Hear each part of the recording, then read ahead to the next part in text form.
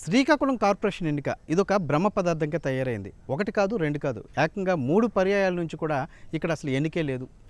గతంలో 2005లో చివరిగా శ్రీకాకుళం మున్సిపాలిటీ ఎన్నికలు జరిగాయి. అదే ఇక్కడ చివరి ఎన్నికని చెప్పుకోవాలి. అక్కడి నుంచి కూడా గత 15 సంవత్సరాల నుంచి కూడా అసలు ఇక్కడ ఎన్నికలైనటువంటివి లేకపోవడం చాలా బాధాకరంగానే చెప్పుకోవాలి. ఎందుకంటే శ్రీకాకుళం మున్సిపాలిటీ నుంచి కార్పొరేషన్గా అప్గ్రేడ్ అయింది. అప్గ్రేడ్ అయినప్పటికీ కూడా అవి అధికార యంత్రాంగంకే పరిమితం అవుతుంది తప్పితే అక్కడ స్థానిక ప్రజాప్రతినిధులు అనేటువంటి వాళ్ళు లేరు, ఓ బాడీ కూడా లేనటువంటి పరిస్థితి.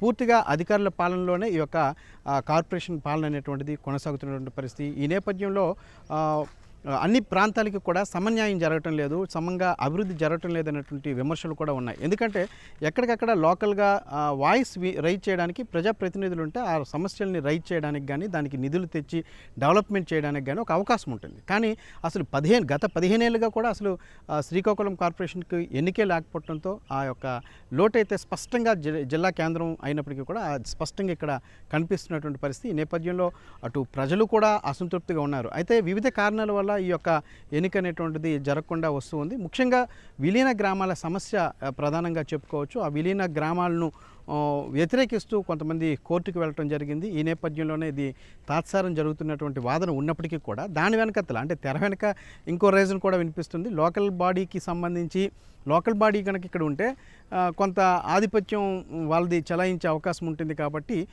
తెర వెనక కొంతమంది నాయకులు, పెద్ద నాయకులే ఈ యొక్క కోర్టు చిక్కుల్ని కల్పించి ఈ యొక్క వాయిదా వేస్తూ వస్తున్నారనేటువంటి వాదన కూడా ఉంది.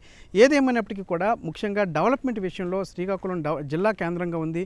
తర్వాత లక్షలాది మంది జనాభా ఉన్నటువంటి ప్రాంతం.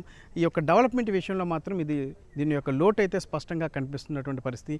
మొన్ననే ఈ మధ్య కాలంలోనే చూసినట్లయితే డయేరియా మెయిన్ గుండెకాయ లాంటి జిల్లా కేంద్రంలో గుండెకాయలో నుండి 4 వీధుల్లో డయేరియా విజృంభించింది. తాగునీటి ద్వారా ఈ యొక్క సమస్య విస్తరించి చాలామంది చనిపోయినటువంటి పరిస్థితి, అనేక మంది హాస్పిటల్ పాలైనటువంటి పరిస్థితి, ఇంకా పారిశుద్ధ్యం సమస్యలు ఉన్నాయి, తాగునీటి సమస్యలు ఉన్నాయి. ఈ విధంగా జిల్లా కేంద్రం చాలా వరకు సమస్యలు అయితే వెంటాడుతున్నటువంటి పరిస్థితి. వీటికి కొంతమేర ఈ యొక్క కార్పొరేషన్ ఎన్నిక జరిగి లోకల్ బాడీ కనుక ఏర్పడినట్లయితే వీటికి కొంత సమస్యకు పరిష్కారం దొరుకుతుందని చెప్పేసి ఎక్కడ వాయిస్ అక్కడ స్థానికులు వినిపించవచ్చు, దాని యొక్క సమస్యను పరిష్కరించవచ్చు అనేటువంటి అవకాశం ఉంటుందని చెప్పేసి అంతా భావిస్తున్నారు. దీనికి తోడు నిధులు కూడా తెప్పించుకోవచ్చు అనేటువంటిది ప్రధానంగా వినిపిస్తుంది. అయినప్పటికీ కూడా ఈ కోర్టు చిక్కులు తర్వాత వివిధ కారణాల వల్ల ఈ యొక్క కార్పొరేషన్ ఎన్నిక అనేటువంటిది వాయిదా పడుతూ వస్తుంది. అయితే ఈసారి అయినా సరే మళ్ళీ ప్రభుత్వం యొక్క స్థానిక సంస్థల ఎన్నికలకు సిద్ధమవుతున్న వేళ ఈసారైనా ఎన్నిక జరుగుతుందా లేదా అన్నటువంటి ఒక ఉత్కంఠ అయితే కొనసాగుతున్నప్పటికీ కూడా దానికి సంబంధించి మొన్న మున్సిపల్ శాఖ మంత్రి కూడా చెప్పడం జరిగింది. కోర్టు వివాదాలు ఉన్నటువంటి